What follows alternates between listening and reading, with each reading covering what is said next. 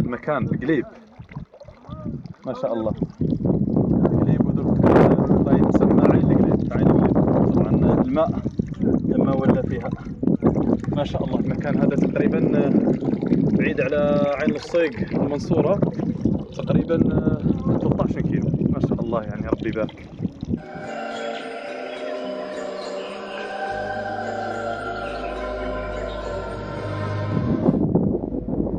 وهذه ربي يجازي خير المحسنين يبارك فيها، يعني باش ما تحبسش هاد العين راهم يستفادوا منها المواشي والأنعام. ربما حتى الناس راح تستفاد منها، داروها الطاقة الشمسية باش ما تحبسش هاد العين.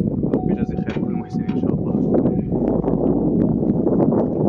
وفي الحقيقة اللي ما شافش هذيك الواحة تاع سندباد، هذيك تاع الخياط تاع رسوم متحركة، هي القليب هذه صار لها كيما سندباد ربي يبارك. صحراء ربي يبارك من كل بلاصة، وهي جاية في الوسط يعني فيها الماء ربي يبارك.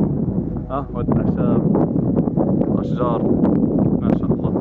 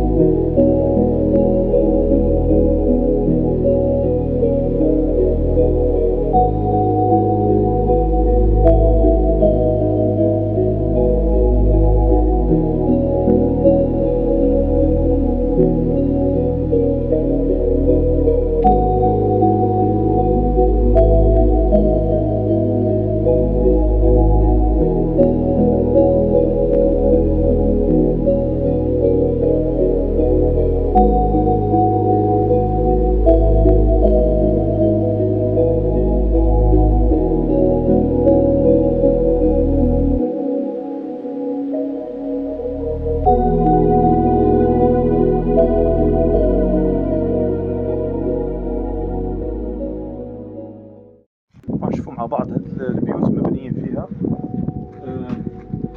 يقولوا انه هاد البيوت كانوا يجوا مثلا ليرعى ولا مسافرين ولا اي حاجه يجوا يرقدوا فيها. قال كانوا حتى يحطوا فيها الزرع كاع ما كانش يتحرك والله، يعني اي حاجه المؤونه تاعهم يعني كانت تنفع الناس الرحل اللي يجوا منها.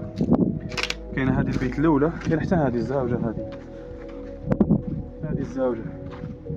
لكن ما قلنا هذا مكان جاي في وسط الصحراء، باين بلي راه مكان قديم ما شاء الله. لأنه كاين حتى الآثار، هذه آثار تاع الشريعة، أنه كانت أكيد أن المواشي والإبل كانت تورد منها، يعني بكري أكيد أنه كانت، يعني متأكد منها أنه كانت بكري هذه ما شاء الله. وصلت الدين أعطيتني واحد ملاحظة عن النخلة. ايه مصبورة امريكا لكل يعني كاينه مازال ناس لحد الان تهلا في المكان. ربي يبارك، ربي